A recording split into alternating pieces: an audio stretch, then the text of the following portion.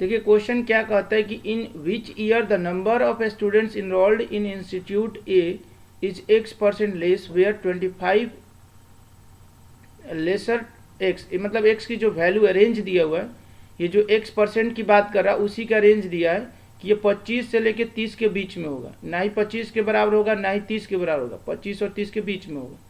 Then the number of students enrolled in the same year, कहने का मतलब ये हुआ कि x% लेस है इंस्टीट्यूट ए में स्टूडेंट्स की जो संख्या है जो इनरोल्ड किए हुए वो x% लेस है as compare to the students enrolled in B same year में ही।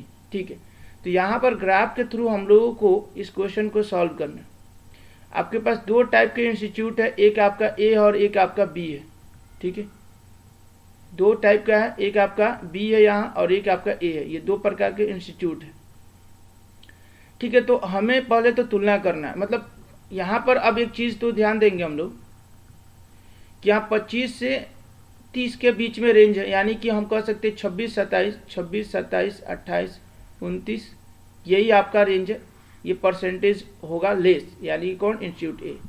यानी हम भी कह सकते हैं इस तरीके से कि 1/4 कम होगा, मतलब कि 1/4 कम होगा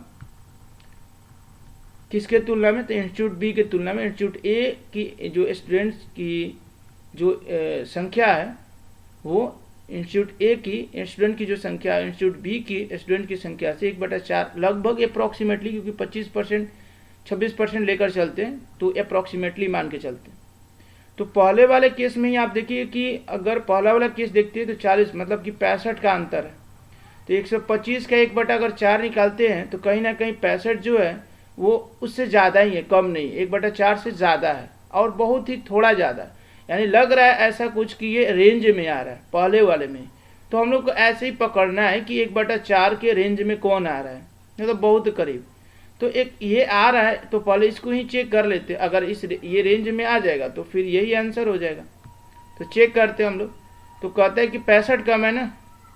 2014 की बात है, ये 2014 की ग्राफ में देख रहे हैं कि इंस्टीट्यूट ए की जो स्टूडेंट्स की संख्या है वो 160 है ए की, और इंस्टीट्यूट बी की जो स्टूडेंट्स की संख्या वो 225 है।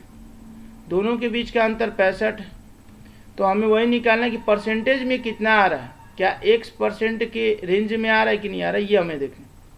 225 के तुलना में निकालना है 100 से मल्टीप्लाई, 25 9 25 चौका, इसका मल्टीप्लिकेशन कर लें तो 5 चौका 20 और 6 चौका 24 2 26, 260/9, 9 दूना 18 होगा, उसके बाद 8 0 और 9वां 81 कह सकते हैं अप्रॉक्सीमेटली में, यानी कि 29% से 29 से कम ही होगा, यानी कह सकते हैं 28.9%।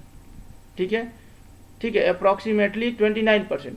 तो हमें देखना है कि रेंज में आ रहा है कि नहीं, बिल्कुल आ रहा है, 25 और 30 के बीच में आना है, तो 29 तो आएगा ही डायरेक्टली, तो ये 29 के बराबर है लगभग। तो हम देख रहे हैं कि ये तो पहला वाला ही जो ग्राफ शो कर रहा है 2014 वाला वही करेक्ट होगा, वो रेंज में आ रहा है। यानी जो 1% जो बात कर रहा था वो रेंज में आ रहा है 28.9%। तो हम कह सकते हैं कि 2014 की बात है, ये 2014 में ऐसा कुछ है, 1% जो है वो इसका रेंज आ रहा है। तो ये आपका करेक्ट आंसर हो जाएगा ऑप्शन नंबर ए ही। ठीक है, थैंक यू।